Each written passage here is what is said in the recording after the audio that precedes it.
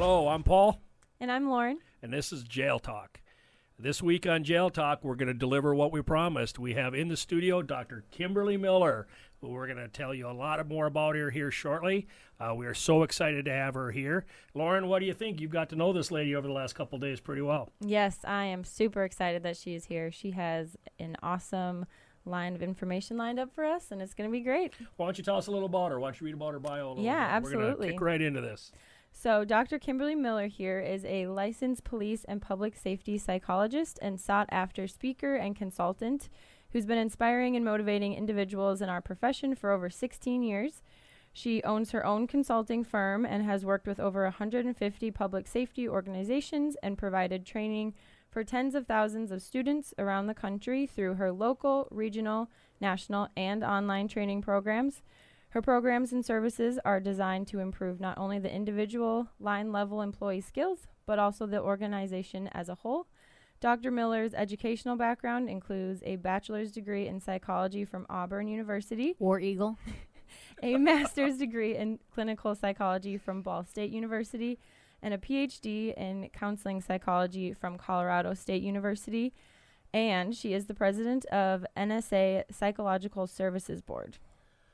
Wow, you need to take a nap after that. Yeah, you drink water. Holy cow. Well, I am not only blessed to know this lovely lady professionally, I also happen to know her personally. Over the years, we've got to know each other pretty well. We were talking yesterday on your flight here about how, if you look back years ago, would you ever dreamed when we sat down in a coffee shop in Fort Worth, Texas, to talk about you coming to my department and helping us write and set our strategic plan out for my third term of office, that we'd ever be sitting in a studio talking jail talk in River Falls, Wisconsin? Did that cross your mind? Never, but I'm blessed. Mine either. Well, we're blessed to have you, and we're really blessed and excited to have you here. Your knowledge, your experience, I was so impressed. Over that time frame, we had you up to North Dakota in January at that. It's very cold. North Dakota in January. She's dedicated to her profession, let me tell you. But we benefited so much as an organization. So as we've kicked off Jail Talk here, and Lauren and I were planning out our shows and what we want to do, we sat down with our producer, Katie, and we said, hey, we need to bring Dr. Miller here. Our first show needs to be Dr. Miller.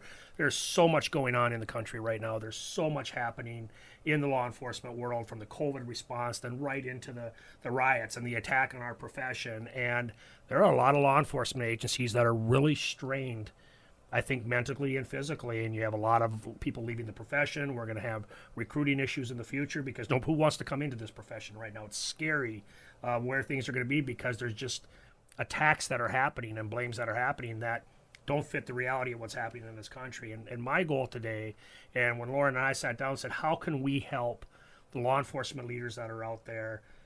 The first thing we thought of, let's help them keep their staff mentally healthy. And here you are. Well, it's my privilege and pleasure to be with y'all today and to kick this off for you. Well, we are also honored and privileged, I can't say it enough, to have you here today and to be able to talk to our listening audience, to have our law enforcement leadership out there walk away with something to give to their people. But I got to say, I'm a little surprised and I'm a little shocked. With what? Where's the Auburn gear? You're usually decked out head to toe. You already threw out a War Eagle.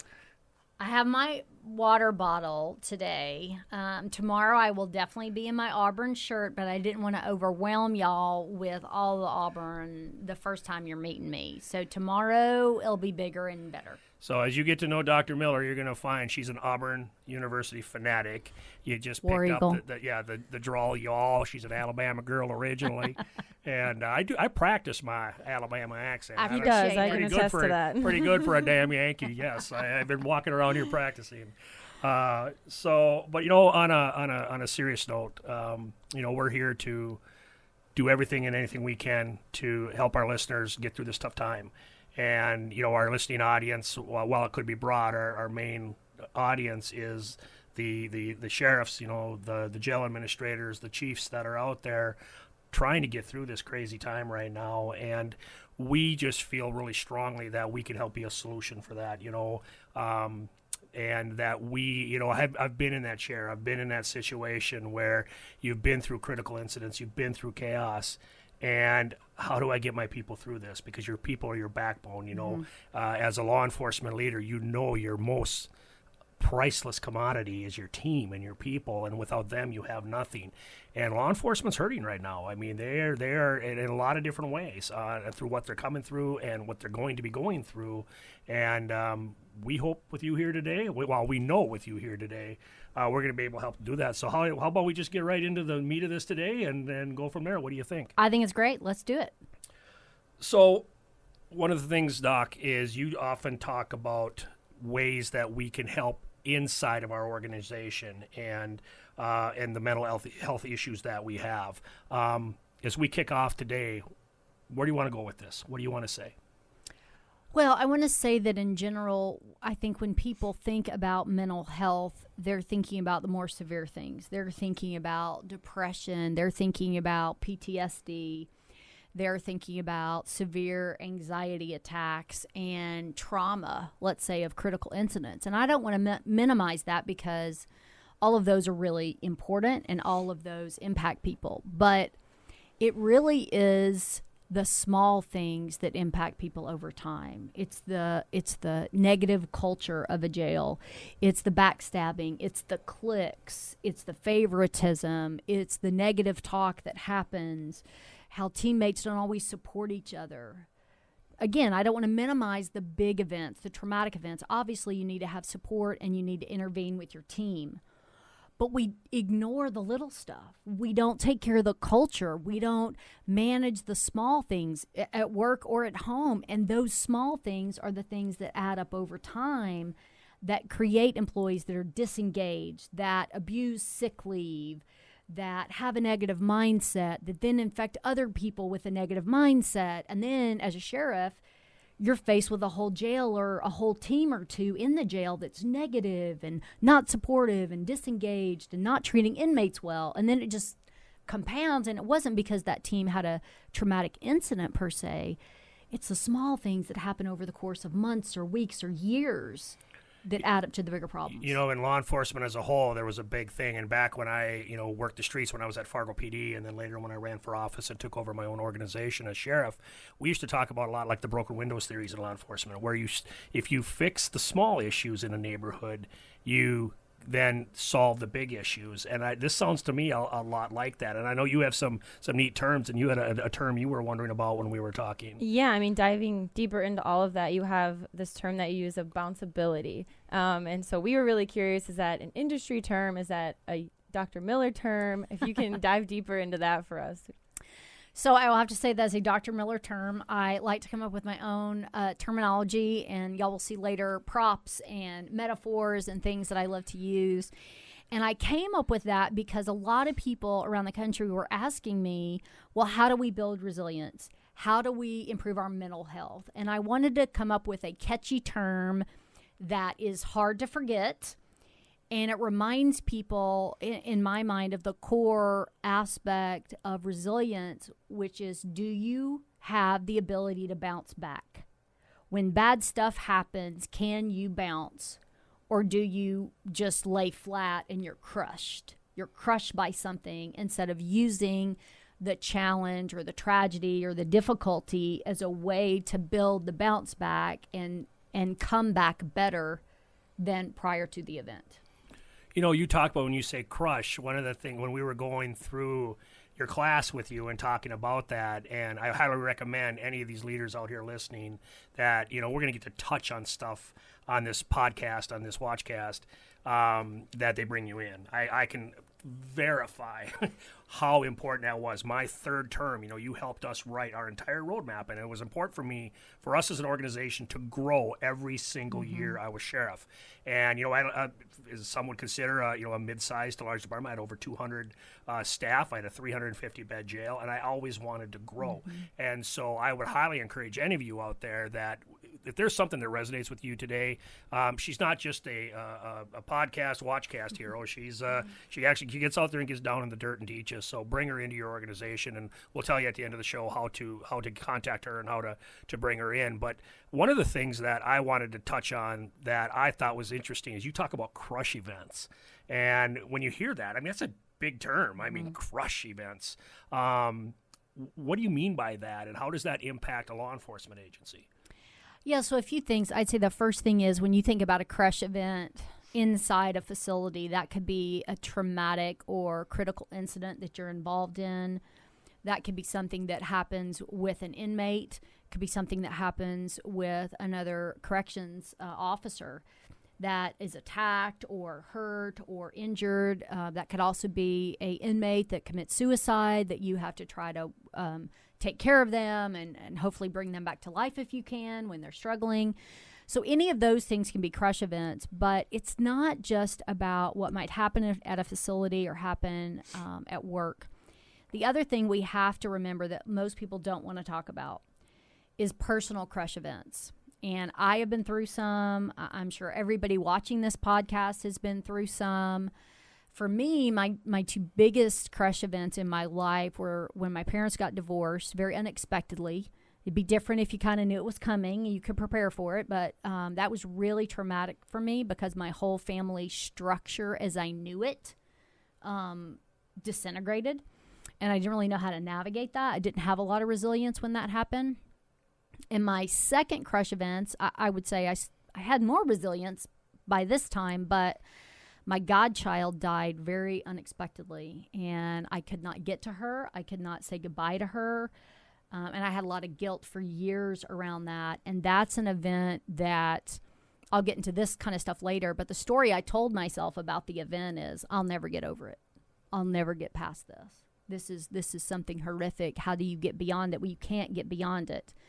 And that destroyed me for years. I was depressed. I was angry. I cried a lot. I didn't know how to work through the grief well. And it just kind of stuck with me. And you might be aware of when your deputies are going through difficult times at work. And it's important to keep a pulse of that. But we have to remember it's also our responsibility to check in with them about their personal life. And I'm not saying get in the weeds and get in people's business. But when you see somebody struggling, say, hey, what's going on at home? Are you okay? Is there a way we can offer you support? Can we give you a referral? If you don't want to talk to me, can we get you some help? And we can't ignore what happens in people's personal lives. And a lot of supervisors will tell me, well, you can't talk about that. That's not appropriate. You couldn't bring that up, or they're not going to want to talk to me. I'm their supervisor. But if we don't open the door, we're expecting people to come to work and operate as normal when their personal life might be anything but. You know, and I'll say this, having been in leadership positions in law enforcement since 1997, when I was first promoted to sergeant, you have a responsibility. When you put those stripes on your shoulder, or you put those bars on your collar, or ultimately the stars of the leader of the agency, you also have a responsibility to be aware of that and do that. And I throw that out there. One of the things that I talked about is that when you accept that and you say, I want to be the boss of the shift, or I want to be the boss of the division, or I want to run my own agency, some of our most traumatic events don't happen on the street. They happen in our personal lives. Whether you said it's divorce, family loss, somebody loses a parent and it's like, oh, that's really sad. Their parent died. But how that impacted them as a whole might just completely devastate them. And and I've seen that in my own agency. I saw that in my years on the streets with our people, that I think as supervisors in a law enforcement situation, we have to be aware of that environment. We really have a duty. Yes, HR has, there's fine lines of what you can and can't do and what you say and can't say. And for the most part, unless you're completely ignorant, you know what those are and what's inappropriate. But grabbing one of your people before they head out to their pod in the jail, or you grab one of your people before they're heading out to their squad car on the street and saying, you doing okay? I just want to check on you. I want to talk to you. We've come so far in law enforcement with PAC teams and the peer assistance counseling teams and recognizing all that, but we need to get better. Still, we need to go further. And when you look at the strain that's going to be put on our agencies in the coming years with what's happening, our people, we need to take care of them. And so I see when you talk about that, I'm already going back in time and thinking of moments in time. And I'll say this, as if you're a supervisor, you accepted that responsibility when you put the stripes or the bars on and step up, and we need to take care of our people. Mm-hmm. The other thing I was going to say about that is the law enforcement culture itself is a problem. Now, I love y'all, so please don't take it personal. But the law enforcement culture is suck it up, don't have emotions, don't show emotions, don't act like emotions exist in your repertoire, both at work and at home. And so, and I'll just demonstrate what y'all look like often, and I love you, but y'all are like this. Stoic. Yeah, stoic, no emotion in the face, and y'all walk around the facility like that. You talk to each other like this, and then when you go home, you're like, hi, honey. I love you. The day's fine. What's for dinner? Oh my gosh. Like, y'all have to be real. Y'all have to be able to get in touch with your own emotion and make it okay to talk about that at work. Now, I know some of you are going, oh my gosh, does that mean that everybody's going to lay on the floor and cry about their pain? No.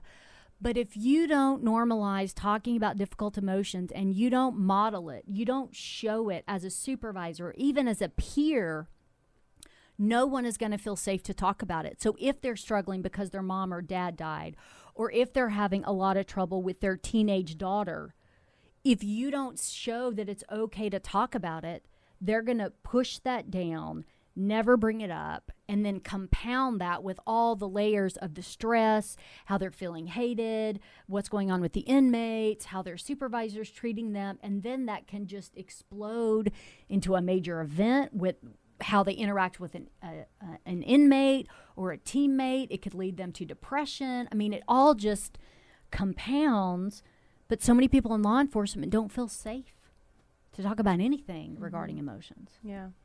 Yeah. And so kind of building on that, you know, dealing with emotions, there's a level of resiliency I'm sure you have to have.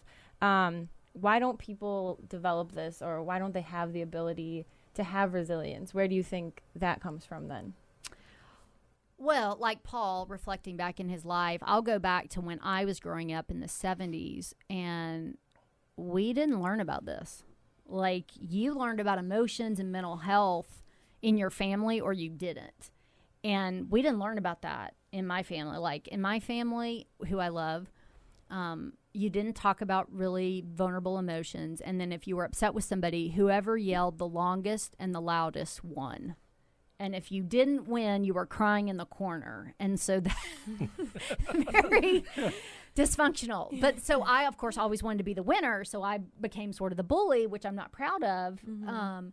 But then my coping when I was upset was attacking other people, because if I could win, then I felt good. But that wasn't healthy. That wasn't appropriate. And if we think about even our educational system, it is not about mental health. It isn't about building resilience. It's not about emotions at all. It's like, can you read? Can you write? Can you spell? Can you do math?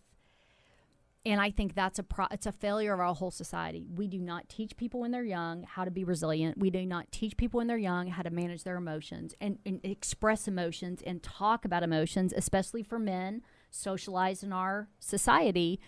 And then what do? We just figure it out along the way. We stuff things, or we do what I did. I stuffed some things. I attacked in other ways to get out my feelings. And the other thing I learned that was super unhealthy was, as I was stuffing, I would hold grudges and I would plot and plan revenge. And I was really good at revenge. I mean, I didn't do anything illegal or hurt people really bad. I emotionally hurt people. You made them pay for hurting you. Oh, absolutely. One way or another, emotionally. Absolutely. And I'm not proud of that. But we all are always just doing our programming. And we all have good programming and we all have bad programming. So that's part of where I was, is we all just try to survive. So we create these habits, which are mainly survival mode habits. And then we also don't understand this, but we end up being a victim to everything else outside of us. So what I mean by that is, Lauren, if I was my old self and you were mad at me, then I would either attack you, right, and make you feel bad, or I would have my whole day ruined because you were mad at me. And I'm like, oh my gosh, Lauren doesn't like me. What am I going to do? And she's mad at me now. And so I guess I have to have a bad day. Or let's say you're a stranger driving down the road and you cut me off in traffic. Here it comes out. Oh my God. Then I'm mad the rest of the day because of what? And we end up living our lives like we're a puppet on a string, controlled by everything outside of ourselves. So when good things happen, I feel good. Then when bad things happen, I feel bad. Right. And then when good things happen, I feel good. And then when bad things happen, I feel bad.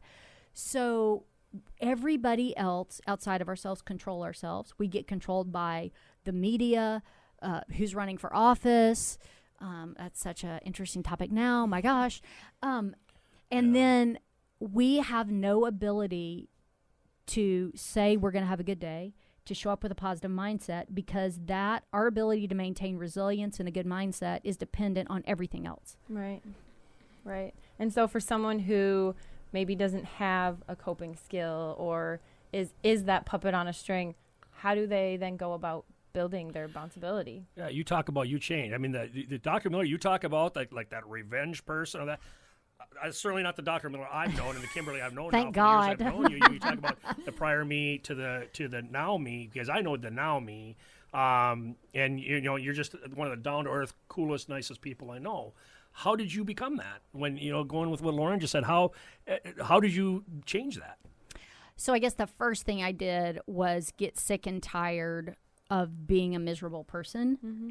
I had to say I was done. And I hope all of you watching or listening are ready to be done with whatever it is in your life and you're ready to let it go.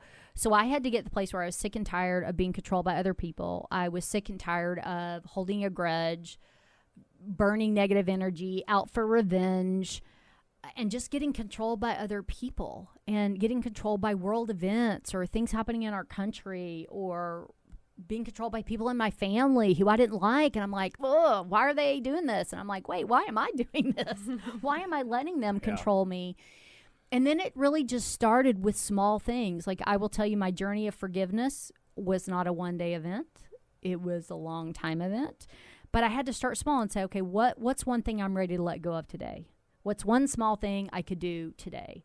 And then tomorrow, what's one small thing I can do tomorrow? Because it's really about finding the small things, finding one tool wherever you want to start today, and then practicing that over time. And this is going to seem silly, and I'll end our session talking about this, but if you can just find 10 minutes a day to practice something that you get out of this podcast, I guarantee you, and I don't guarantee everything, but I guarantee you that if you find 10 minutes a day to practice, it'll change your life. But you just have to pick one thing, start small, and want a better life. You have to want it. Because if you don't want a better life and you think you're fine, then I have nothing for you. Mm-hmm. I can't help you. Yeah.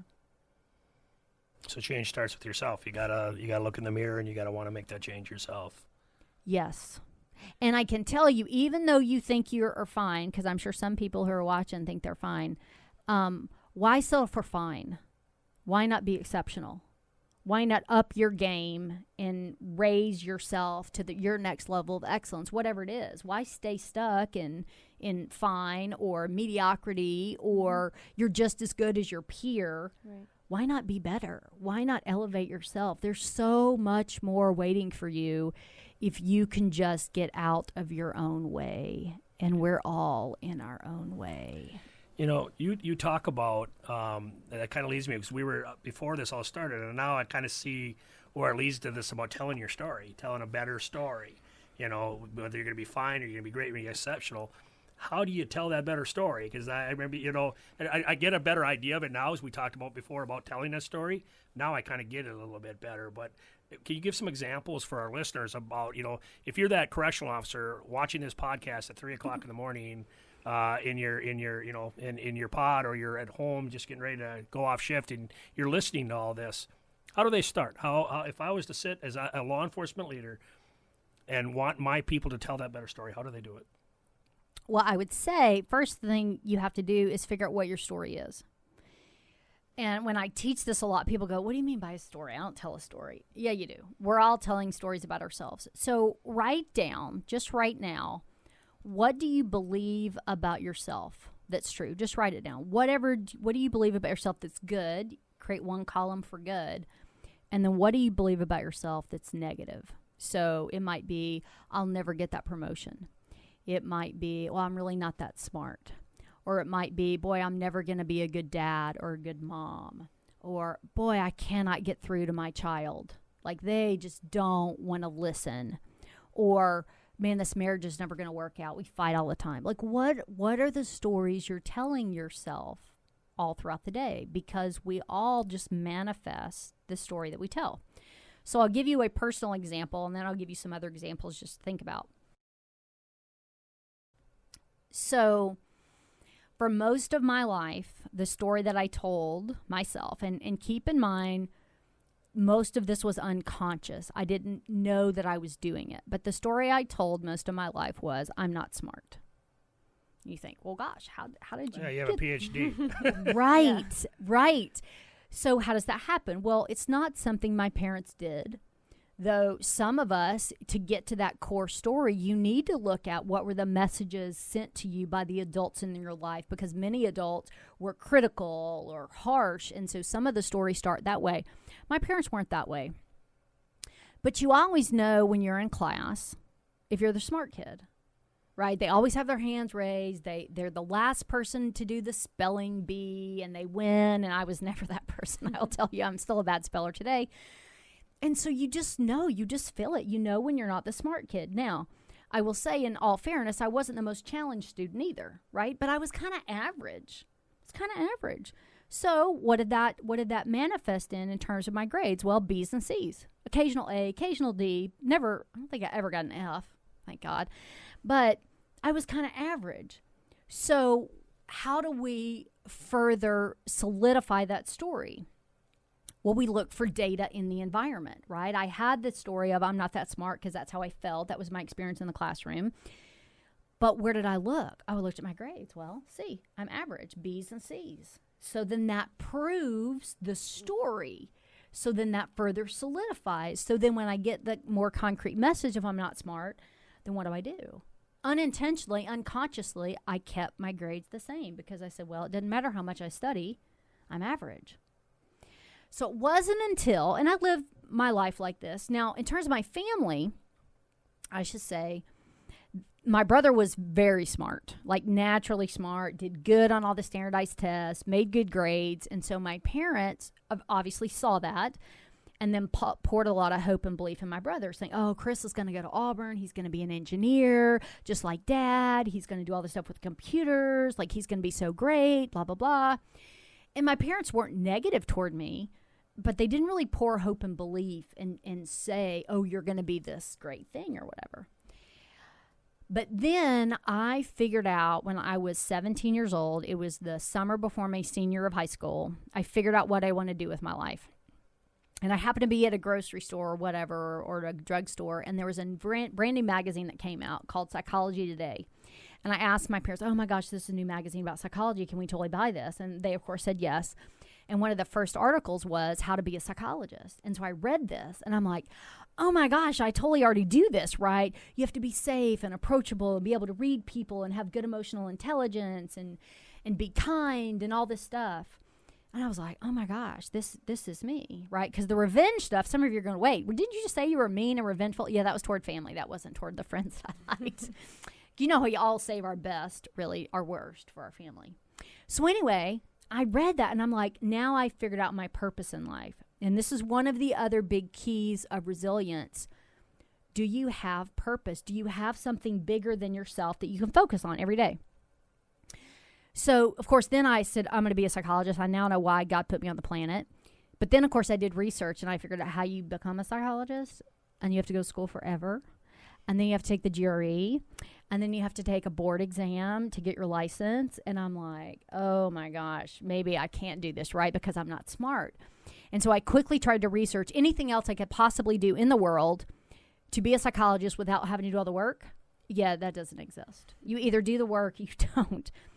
And so in that moment, in that summer when I was 17, I said, you know what? I'm going to be a psychologist. And I wouldn't have told you when I was 17 that I had to change my story. Like, I didn't have the awareness of all this other work I had to do. But in that moment, I said, you know what I do know about myself? And this is why I asked you to write down the positive stuff of the story and the negative stuff. Because the one thing I knew about myself for sure is I was perseverant, which is another key of resiliency. And I said, I don't know how I'm going to be a psychologist, but I will outwork anybody. I will study harder than I've ever studied in my life, and I'm going to figure it out. And I didn't wait till I knew the whole journey. I just said, I got to be perseverant. So, one of y'all guess what happened my senior year that had never happened before in my whole life. Does anybody have a guess? I don't. I got nothing. Wow. I was on the dean's list all 4 quarters. Wow. A's and B's only. Now, my parents almost fainted. And my relatives couldn't believe it at Christmas. They were like, who are you? And I was a little offended. I'm like, wait a minute. I wasn't an F student that went to an A student. I was just B and C student that went to an A student. And they're like, oh, but we didn't know you had that in you. And I'm like, whatever. But I got to imagine it also changed how you carried yourself. Absolutely. I mean, I'm did. assuming you knew inside, I am an A student. I'm, on the dean's list. I can do this. And I got to imagine it changed how you carry yourself, just like it would change, a deputy in the field or a deputy working in a corrections unit. They carry themselves different. They feel better about themselves. They feel stronger about their profession. That's got to be a lot of that same feeling. You had to carry yourself different. They all saw it. Yes. And it really changed my entire life. It enabled me to have more confidence. It enabled me to create more momentum when I was struggling with something. Guess what I did? I hired tutors. So I had the confidence in to say, you know what, you're really good at math and I'm struggling with that. Can you help me? Whereas before, I didn't think there was any hope because I'm just not smart. So it doesn't matter if I ask you to tutor me. I'm not going to learn it anyway. And then that momentum just continued. So when I went to Auburn, War Eagle, I made 1B my first quarter at Auburn, and all the rest were A's. Now, I studied my butt off, but I also had fun. I did not miss a football game, so let's be clear about priorities. I was a little sister at turf fraternities. I was in the choir. I was a rape counselor. I worked at the crisis center. I worked at the health center. I volunteered. I was the president of the Psych Honor Society. I mean, I was involved in faculty research. I did all this stuff. And then that continued throughout my career at Auburn, that manifested in, and I'm not saying this to brag, I'm saying it to make a point, I ended up winning the College of Liberal Arts Graduate of the Year for 1993. And then I won Auburn's highest honor, which is the Algernon Sidney Sullivan Award, which is the top given to one female graduate and one male graduate every year over the whole university. And I was chosen as the 1993 Female Graduate of the Year. Unbelievable. And this was a C student in high school. Yes. A BC student in high school. Yes. And then, not to continue with the story, but I went on to Ball State. I ended up winning Thesis of the Year, went on to Colorado State, got my doctorate, passed my board exam the first time, and I now have a successful career. I travel all around the country, and I make a difference in people's lives every day. And I tell you this kind of a long story to make a point. What led me here to have 3 degrees and a license and a company that I run that makes a difference all around the country is only for one reason only, is because I changed my story. That's it. That is the power of this. If I would have continued in that negative story, I wouldn't be sitting here. And just for comparison, I was at Auburn 4 1/4 because I had to do one more football season, War Eagle. And my brother was at Auburn 6 years, and I love my brother, but he never got a degree. And he had all the brains and all the potential. But Chris never had a good story about academics when he got into Auburn because he didn't ever figure out what he wanted to do in his life. He struggled with what his purpose was, and he wasn't able to stay motivated. Mm-hmm. And I figured that out, and it changed my life. So there's so much power in story. So I want y'all to think about that. And maybe you can't relate to that story of having a negative story about yourself, but do you have a negative story about inmates? Well, all inmates suck. Well, I'll tell you right now, if you tell that story every day, you're not going to be a good corrections officer because you're looking for a fight. You're looking for what's wrong with them. You're blaming them for everything instead of understanding, God, they made some really bad choices. What can I do as a corrections officer? What program can I get them into as a correction officer and make an impact here? How can I help the inmates tell a better story so that when they get out, they don't reoffend and show back up in here? Right. But we don't talk about that. We don't even talk about, in our personal lives, do we have a negative story about our spouse? Do we have a negative story about our kids? Do we have a negative story about conflict? Like, oh, I can't do conflict. That doesn't ever work well. Well, if you tell that story, you will always avoid, or you'll end up just attacking like I used to win. So everything we do every single day is tied to a story that we tell about ourselves, we tell about other people, or we tell about the world around us. And especially now, Paul, you've said it. People are feeling attacked in law enforcement. They're seeing all this hatred happen in the world, and it's super easy to get into a negative story about that and internalize that. And that, I can tell you, will only manifest bad things. You know, that leads me to my next question is that there are, you know, I mean, it's so easy to have negative feelings in law enforcement in this day and age, and it's being fed, and they're being just constantly barraged every day with things that are happening and the negative things. And what advice do you have for them to deal with those negative feelings, and how can they go into work every day in a profession that we all know is so honorable, and that, you know, almost every one of us that take that oath are about service and sacrifice before self, and we just want to give back to our communities, and we want to be those honorable people, and we are, yet there's a narrative out there right now that is completely trying to destroy that. And how do we look at these officers, these correctional officers, these field officers that are out there, and help them change those negative feelings? What advice do you have? Well, the first thing I will say is you cannot let the poop stick. You cannot. You have to start in a, who's got the smileys? Oh, right here. Okay. So you have to work on your mindset. You have to work on this. And when the poop comes, as you were saying, the negative narrative, and sometimes it's more than one, it's a lot of poop. A lot of poop. Right? And it's going to try to attack your smiley, happy mindset.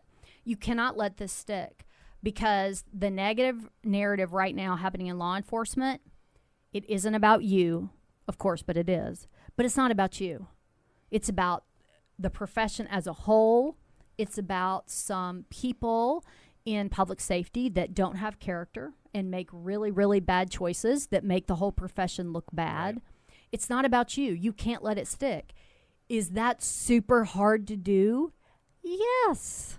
But that's what this class is about, building your bounce back, learning how to be resilient. You cannot let this stick to you. You have to come to work with a smile on your face, knowing what Paul said. You are making a difference every day. You did get into this profession for the right thing, and you have to stay away from the negative. So this also means turn off your television. There is nothing good waiting for you there. There's no reason to watch the news. There's no reason to scroll for hours and hours and hours on social media, because you're just going to find something to be mad about. And you have to create your own universe. You have to create that for yourself. You have to create it in your jail. You have to create it in your sheriff's office.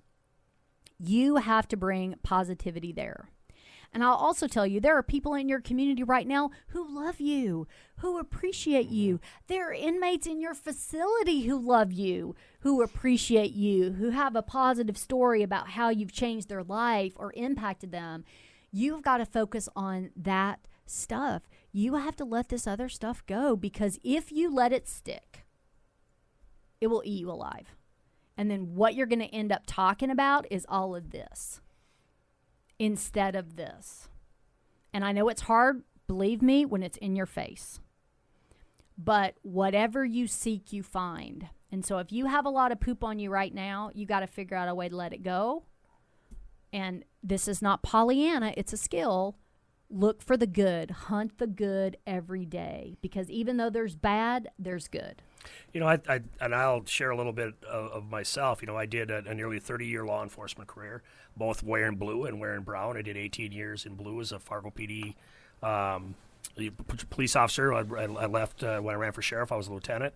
And then I did 3 terms as sheriff of my county. And I left at a time where I felt like I'd come and accomplished what I did. I actually left when I just felt it was time. And I was at peace. And I'd been at peace for over a year. And I'll tell you what, I've been watching what's been happening across the country. And it's just interesting. You didn't know this because I've never told you this, but as I was listening to you talk, I was like looking at myself because I've been sucked into that, watching that every single day and looking at that. And I find myself scrolling and getting mad and getting angry because you're attacking my people. You're attacking my brothers and sisters who I know are good. Yes, every organization in every profession in this world has their 10%, has their people that bring it down. And unfortunately, that's what always seems to get the focus. That's everything, the bad, and the media always seems to tell the bad. Blood sells, gore sells, horrific stories sell, not the good stuff. And that makes me angry. And you see me, look at there, I'm already amping up because this is a profession that I love dearly and that I gave my entire life to. And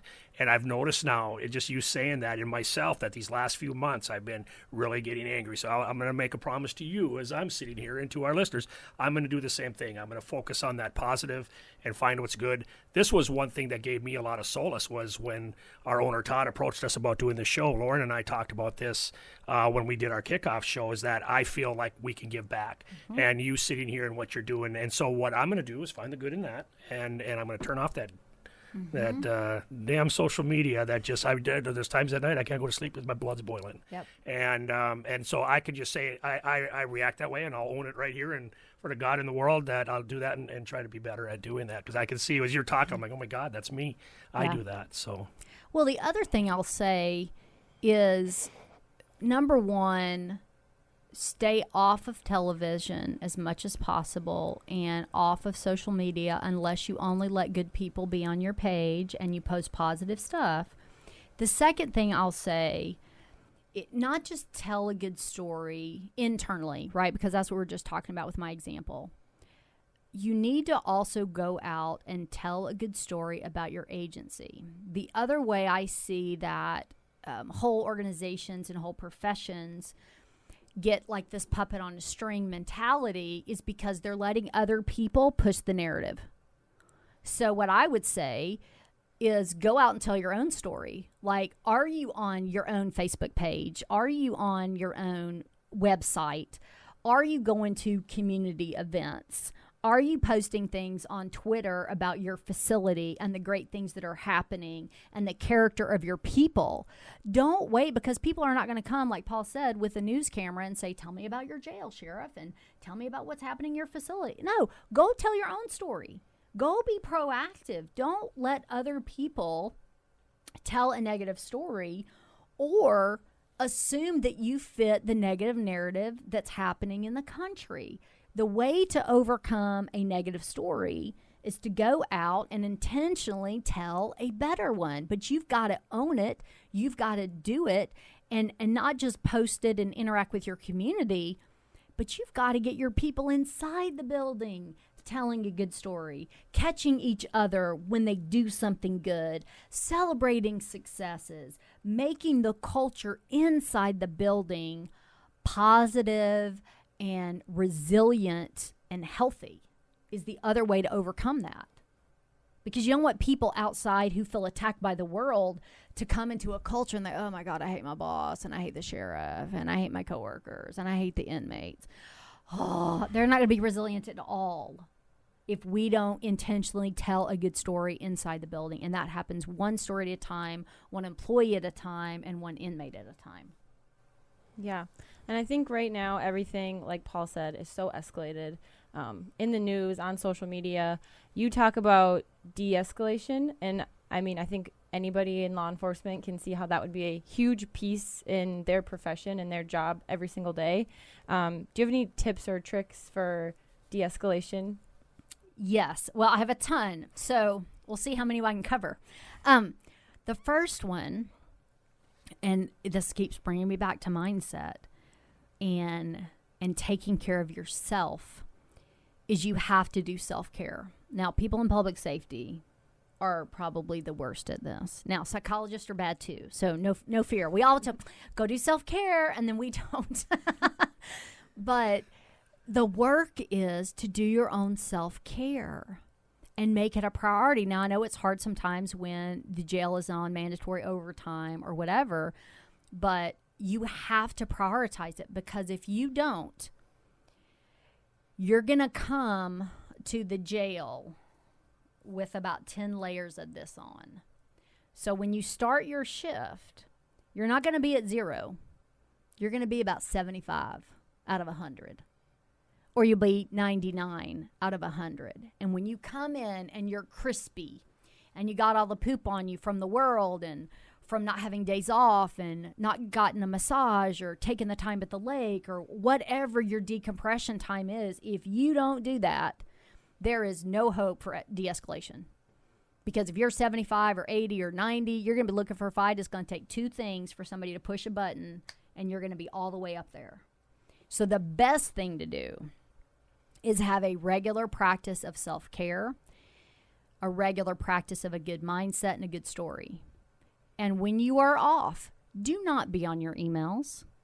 Do not be on your cell phone. Do not be spending your time watching the news or binging on Netflix, right? And I don't begrudge somebody in Netflix, but laying on the sofa for an entire day, zoning out, doesn't fill you up.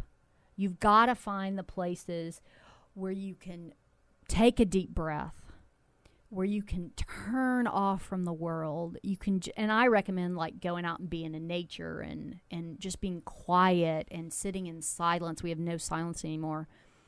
But self-care is number 1, because without that, you have no capacity to cope, first of all.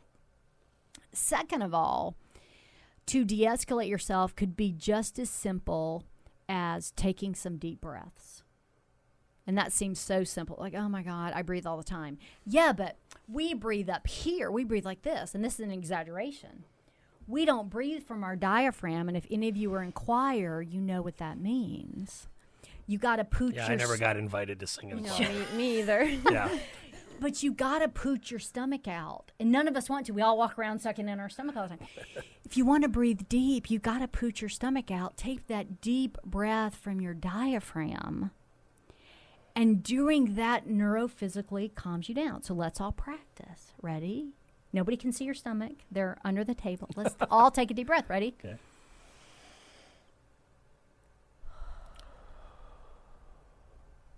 Now, doesn't just that one breath feel better? It does. It does. So just if you find yourself ramping up, just if you can't leave the situation, just sit there and take some deep breaths as you're listening, and it will neurophysiologically calm you down. Now, the next thing I would recommend is figure out, and this is hard, especially if you're in a triggering situation, but figure out why you're having the negative reaction to start with. And again, 10 minutes a day of practice will help you be able to realize this. So there's only 4 reasons we end up in negative emotion. And the base of negative emotion leads us to escalation within ourselves. So there's 4 reasons. Number 1 is self-care. We've covered that. Mm-hmm. Number 2 is mindset. We've already covered that. Have a good story. Be able to immediately default to something like this. And y'all know from Southern people, a lot of times what I just say is, well, Paul, bless your heart. And that de-escalates me, because whatever he is doing that is aggravating me, when I say bless your heart, I'm like, oh, God love him. He can't help it. And so then I immediately get in this place of grace instead of wanting to yell at him and attack him, because I go, bless his heart. Now, if you work in the South, you got to be careful, because people there know what that means. So some of the time you have to say the bless your heart in your mind, and you don't say it verbally. But to me, that de-escalates me, because instead of getting angry, I just go, bless their heart. Let me find some new way to approach them, because they just are not all there, or whatever. But you have to ask yourself, why else do I think this way? And there are 2 other reasons we end up in negative emotion. Number 1, we have an unmet need. So that could be, I don't feel appreciated right now. I don't feel valued in this space. I don't feel recognized for my efforts. And you especially think of interacting with coworkers or a supervisor in a jail facility.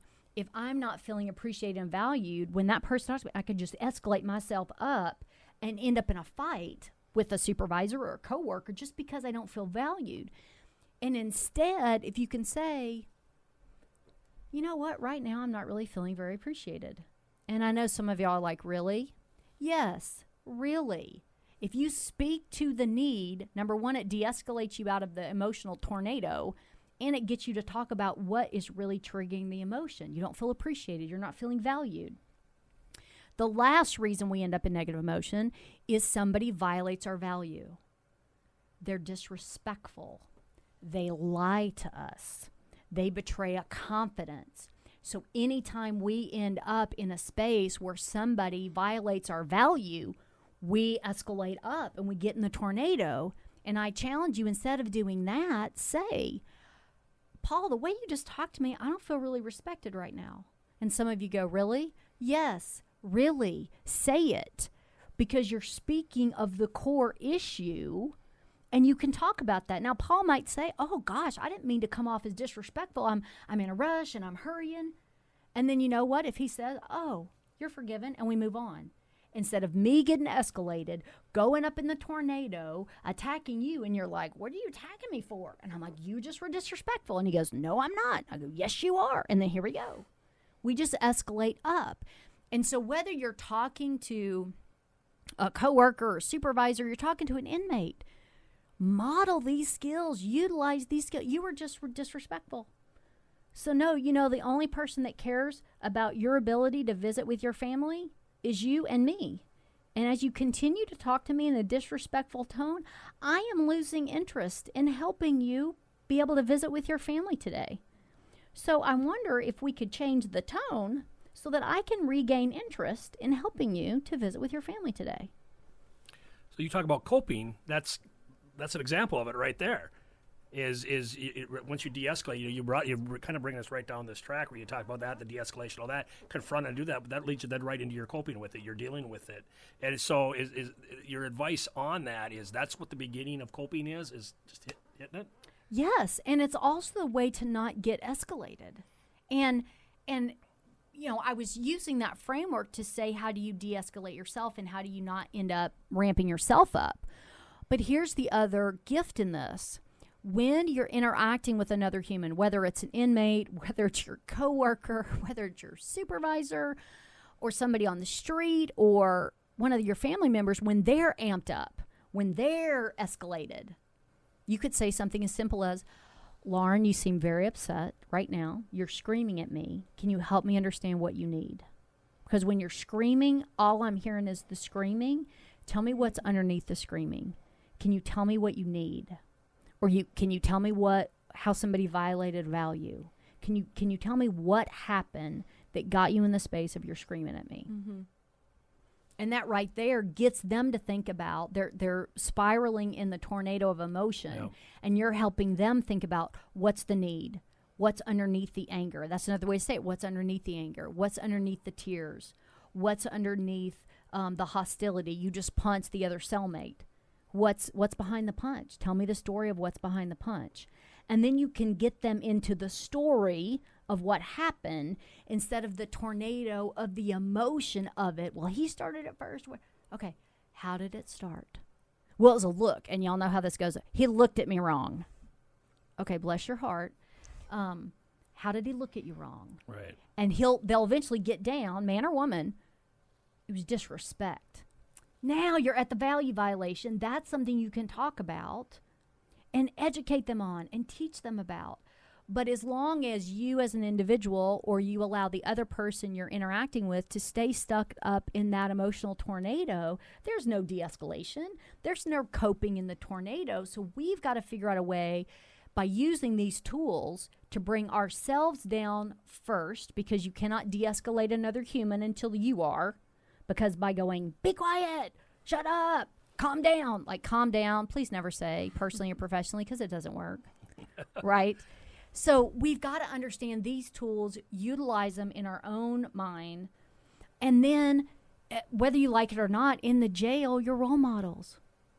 How are you going to teach inmates to de-escalate if you don't model de-escalation? If you don't model your own good mindset? If you don't model your own coping? Mm-hmm.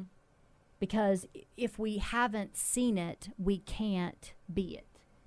Yeah, that's great advice. And, I think Paul was talking about how a lot of correctional officers now and police officers, they're getting younger and younger, and you talked about how you were kind of figuring out your boundaries and such at a pretty young age. Do you have any advice specifically for young people? Because, you know, they haven't been through maybe some of the same experiences that older correctional officers and police officers. They've seen a lot of that escalation throughout the course of their career. But I would imagine getting ahead of that is even better. So do you have any advice for maybe the younger generation in that field? Well, the first thing I would say is what I mentioned before, is make sure you have a good self-care practice. And it's not just you go to the lake and fish, right? You can't just go do an activity and have that be self-care. You have to go do an activity that brings you peace, that brings you joy, that fills you up. It's not just going and doing something. It's doing something that rejuvenates you. It lets you turn your mind off. It lets you not identify as a corrections officer 24/7 or a police officer or a sheriff. If you have that as your sole identity, you will not be able to be resilient. You have to have another identity. And a lot of you I know are thinking, well, I'm a parent. Okay, yeah, you can't have that as your only two, right? Because at some point you're going to retire, and at some point you're going to launch your kids. And those two events are ripe for depression and suicide. Because if that is your only two identities in the world and you don't have another identity, it's very hard to maintain resilience.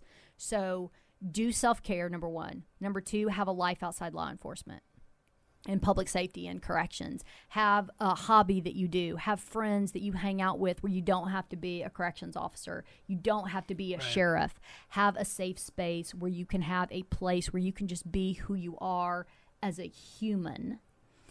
And number three, I would say you have to have good boundaries. And I know this is hard for people in public service, but you have to be able to say no. Nobody likes saying no. Can you do the extra shift? Can you help out with a project? Oh, can you just stay over just this one time? And then I ask you every month, hey, Paul, can you just stay over this one time? Can you just stay? Actually, I can't. I can help you once a month, not every week of the month. You have to have a way to have a boundary that you can say no to other things. And by saying no to other things, you're saying yes to yourself, whether that's your spouse, your children, your own personal time. And Paul and I were just talking about yesterday that neither of us have been eating as good as we could, and neither of us have been working out. And why is that? Is you and I both say yes to so many other things, and we have to start prioritizing ourselves. And it's harder for us because we're way older. It's way better for people your age to start establishing these habits with good eating and constant exercise, and establish those habits that last you your whole life, building resilience, practicing going and talking to peer support or the chaplain or a therapist or whatever, and dump the poop in their office and move on. Because as people get longer in the career, they have more and more poop, and it's harder and harder to get rid of it. If you get used to talking about what's tough and what's challenging, and you take the time off to take care of your mental health and take care of your self-care, you will be better off way long term, because people in our generation didn't learn about all this. No, I would say, and I'll relay a little bit of a personal story here. You know, I've had a very highly successful and in some ways a high profile sheriff's career, and I wouldn't trade 1 second or 1 minute of any of it. And I remember one day I was invited in my home community to go speak to the United Way Women's Leadership Group. And every year I was one of their panel members, and it was just an honor and a privilege to get to go do that. I'd been on the United Way board for many years, and I was part of that, you know, give, and it really hit me one day, because, you know, you're there to share your experiences, and as a leader you have to be honest, sometimes honest at your own expense if you're going to truly be honest. And I'll never forget, I was asked during one of the roundtables, with all the stuff you have going on, you know, and all the things, you know, you're a national board member, you have been involved in a number of different things, you're involved in a number of boards within both at the community and at state level, you're involved in your sheriff's associations, you're involved, you know, every legislative session, you just constantly go. How do you find that balance in your life? And I had to look her dead in the eye and say, I'm not your role model. I am not your example for that. And that was hard to say because, you're there and, you know, people look up to you and they respect you. But I think we as leaders especially have to look at ourselves and ask that question of ourselves before we can also go and ask it of our people, and then have to make those changes yourself. I was not good at that till probably at the end of my career, where I started embracing some of the things I'd learned from you and from people like you, where I'd attended classes, started realizing you have to have that balance. And I'm blessed to have a wife that has been so supportive of everything I've done. She's my rock and everything. My daughters were, I got to live outside a little doing some of the things they did. And as they went on to college and things like that, I learned to de-escalate. I got smart later in my career and kept relationships with my high school classmates. I mean, I have some of my best friends are people I started kindergarten with. And I was able to have that, I was just Paul to them. I wasn't Sheriff Laney. I wasn't the sheriff of the year. To them, they could have cared less. They're your Paul, and I relished that, and I learned to cherish that. I had my law enforcement group. I had my life. I lived to go to work and do what I did. And then now I learned that I got this core group of friends that really could care less if I wear a badge. I'm their friend Paul, and we have a lot of fun. So I can personally say I learned how important that was, to the point then with my new deputies, as I would bring them through this. A part of, we do get a little smarter as we get older. I was able to relay on that. And when I would sit down, I hired every person that we hired in that organization. We had 200 plus staff, and everybody had to sit at my table. I made the final offer of employment. And I got to the point where I said that. Do you have friends outside, as you come into this profession, do you have a lot of close friends that have nothing to do with law enforcement? And they're just starting. So almost every time their answer is, yeah, of course. Don't lose them. Mm-hmm. Embrace that and don't lose them, and make sure you maintain that as you come into this. And I think that goes right into that. It helps you, that coping that you talk about. You've got to have that balance, because law enforcement is so intense. And if you don't shut it off, it's going to eat you alive. And a lot of the things you talked about. So I think it's been so cool today to have you come in and be able to share so much with our audience about that. And, I listen to you and I'm like, boy, it's like looking in the mirror with some of what you've said. Well, the other piece of that, I just want to say, the other danger that happens, because, and you know how this goes, Paul, and Lauren, you've seen it yourself. When people get in law enforcement, they're fine in the beginning, right? Because this is your new deputy. They're going to change the world, and they are on fire. And this is how they look. And then, of course, your crusty FTOs look like this. And they're like, yeah, just wait. Just wait. Because you're going to be in this jail, and you're going to see how it really is. And they start automatically trying to corrupt these people that are smiling and on fire. So one of the reasons that the people get crusty in your jail is not just the poop that happens, but when they have their downtime, and what they would tell me is their self-care that you and I know is not self-care, is they'll go hang out with people that they work with when they're off. Oh, yeah. And then, Paul, what do people in public safety talk about when they're hanging out with other people in public safety when they're off? Work. Last Hallelujah. the call they were on that night, the crazy person that they had to deal with, that was, calling them every name in the book, or running naked down the street, or whatever the case may be. That's the topic of conversation. It isn't, talking about going to the lake that weekend. They talk about work. Right. So you already have poop on you from work, and then you're supposed to hang out and have fun, and you usually drink a lot of beer and whiskey and whatever, wine. And then you get more poop on you. And then when you go back to work, your time off hasn't been time off. Your time off has been other ways to escalate yourself up, complain about what's wrong, talk about the bad inmates, talk about your bad sheriff, talk about the negative environment. And then you start back at work, and you're 75 or 85 on the first day out of 100, looking for a fight, in a bad mood, not resilient. So I'm not saying you don't talk to people at work, outside of work, but you set a boundary, like we were talking about. You set a boundary and say, no work talk. If you talk about work, you're going to get a flag thrown on you.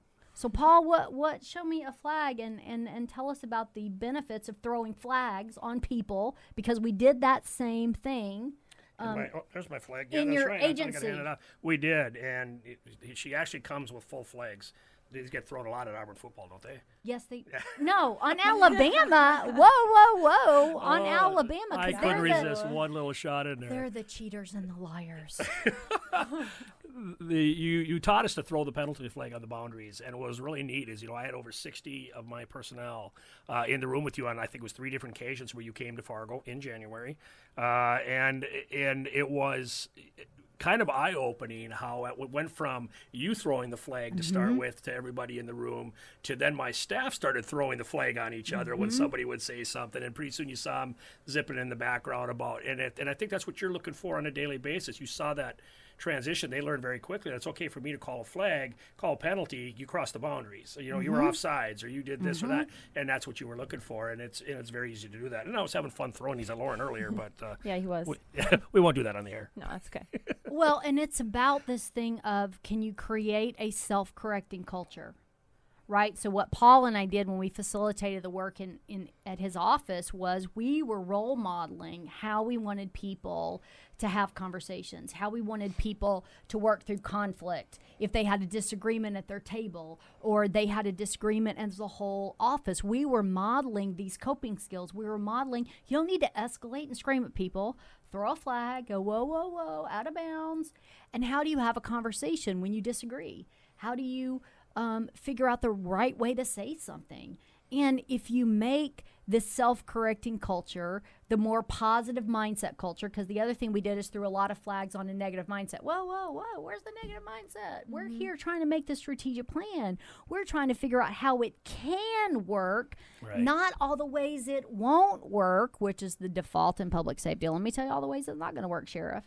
But we challenge people, work on your mindset. So, yes, we were doing strategic planning in that space, but we were also modeling coping and mindset and how to set boundaries and how to create a culture that self-corrects, is fun, people enjoy it, and it's not this negative, heavy, burdensome task that we have to do and sit around a table and figure all this out.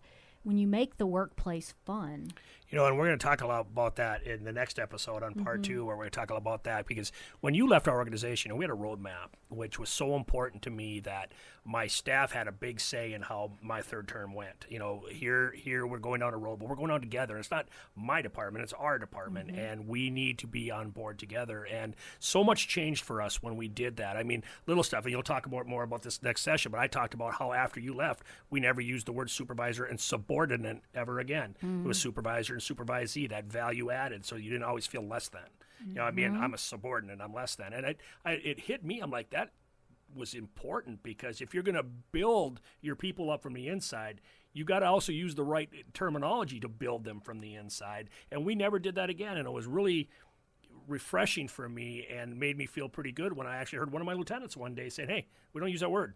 No, we're supervisor, supervisee, and I started seeing it happen throughout the organization, and we started changing that culture, and it was pretty cool. So I'm pretty excited about the next episode as we move on. So as we move to closing out today, one of the things, if you could just touch a little bit, that I thought was really important when we visited, was when talking about rest, reflect, and respond. I think that is such a critical message, and I think maybe a good way for us to end today, for Lauren and I to close out the show and then lead us into the next episode when we come back and talk to Dr. Miller some more about better ways that we can cope and things that we can do within our organization. So can you talk about those 3 terms a little bit? Yeah, so that kind of gets back to the idea of self-care and unplugging. So again, not to beat a dead horse, but y'all got to turn the TV off. You got to turn your phones off. You do not need to be on social media. You have to be intentional about hunting the good in life. So when you are off, in addition to turning all of those electronics off, I want you to sit in silence. Now, music is a great coping skill, certainly if it's positive music, so I don't want to take all of that away, but I want y'all to practice just being quiet. And most people, when I bring this up, they go, what do you mean be quiet? What do you mean be in silence? Okay, I can do that for about 2 minutes. Like, then what? Let's go on to the next thing, because our whole society is about noise. When we grew up, you had 3 stations, and you were the remote control. We had no cable, and we had no remote control. And remember when the TV had to warm up for a few minutes? Yeah. So you were the remote control, because I was Dad's remote control. Yes. Paul, turn it to 6. No, turn it to 4. And then after a certain time of night, usually after the late news and Johnny Carson, the TV would go off. Mm-hmm.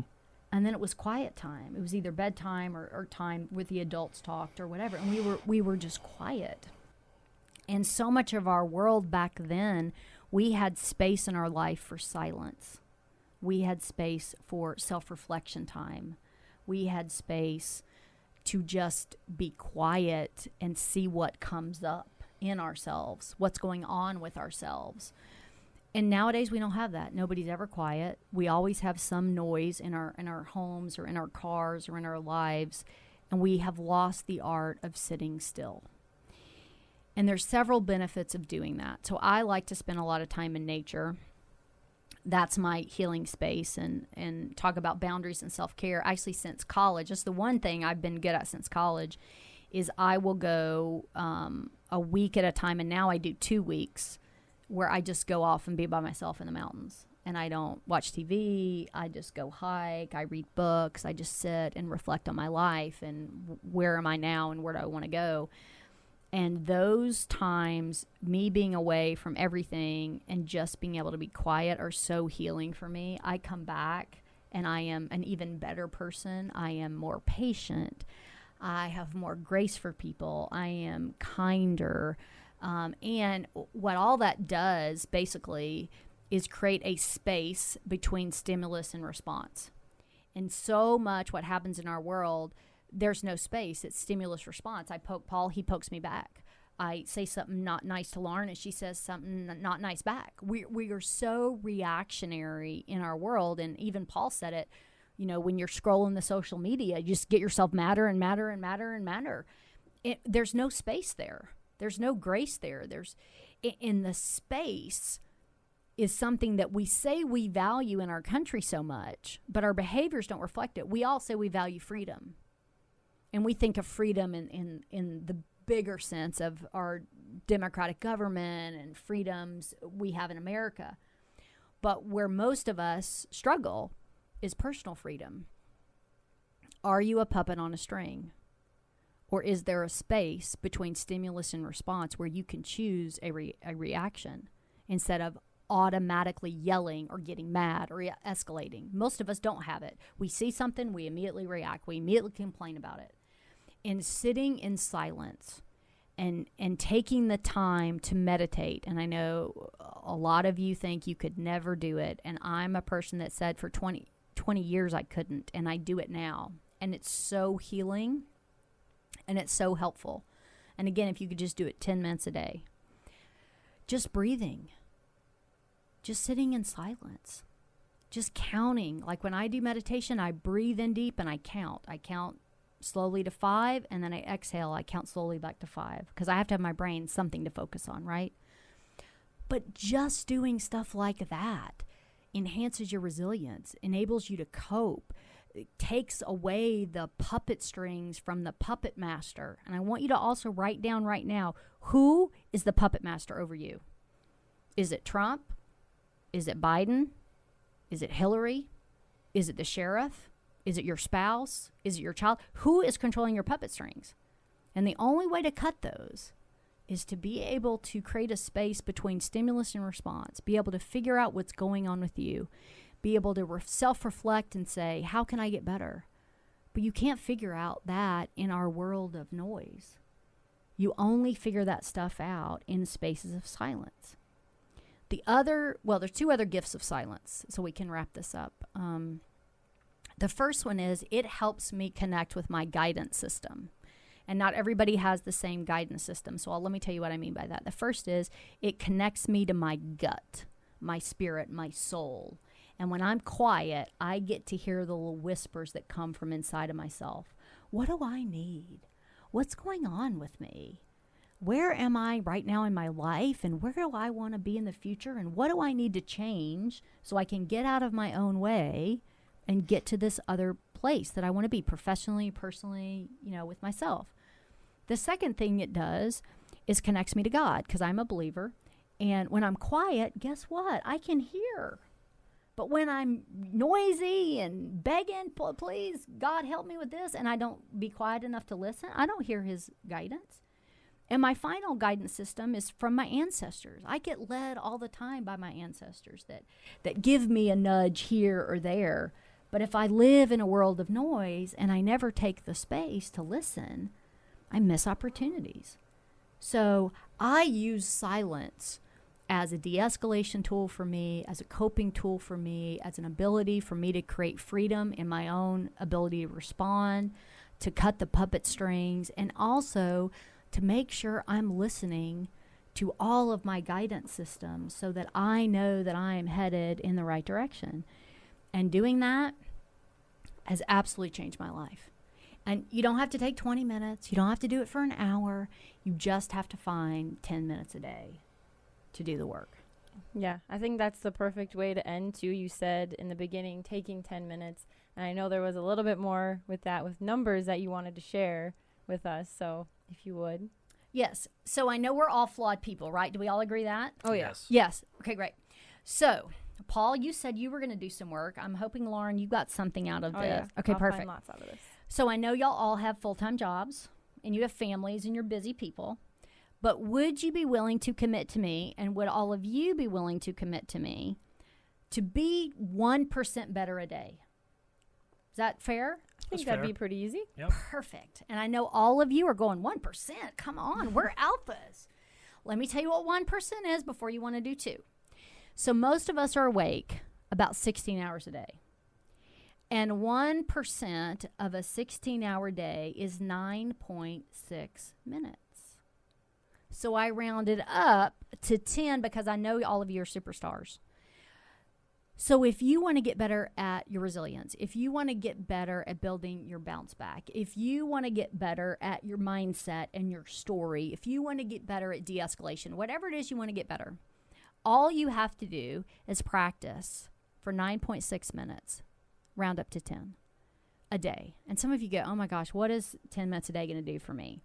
Well, nothing that first day, but you're after the compound effect over time. All of you are too busy to do 2 hours a day. So what happens in 30 days, in a month, if you practice something today you learn for 10 minutes a day and do it every single day without fail, in a month you're going to be 30% better at whatever you pick today. In 2 months, you'll be 60% better at whatever you pick today. And then by January 1st of 2021, you will be 126% better at what you pick today listening to this podcast. And that will change your life. Yeah. Yeah. I can see how committing just 10 minutes can change your life for sure. Well, I don't know if there's anything else you want to share for today's podcast, but we have you back again.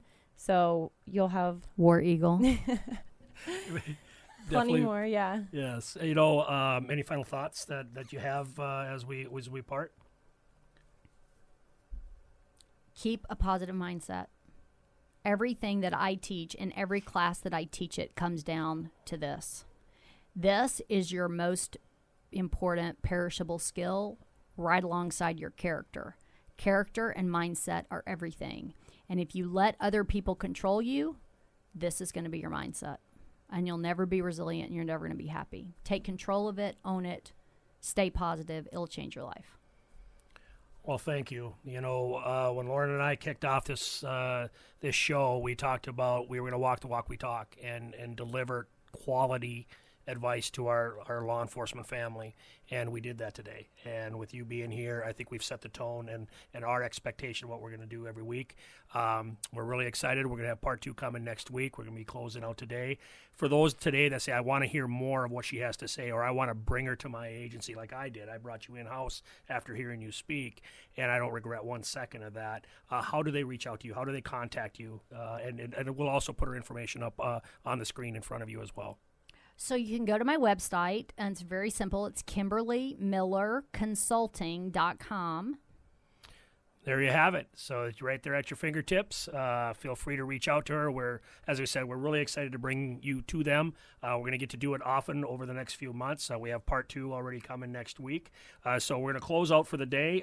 You know, what a way to set the bar high. Thank you so much for that. So with that, I'm Paul Laney. And I'm Lauren Matthews. And this is Jail Talk, and we will see you next week.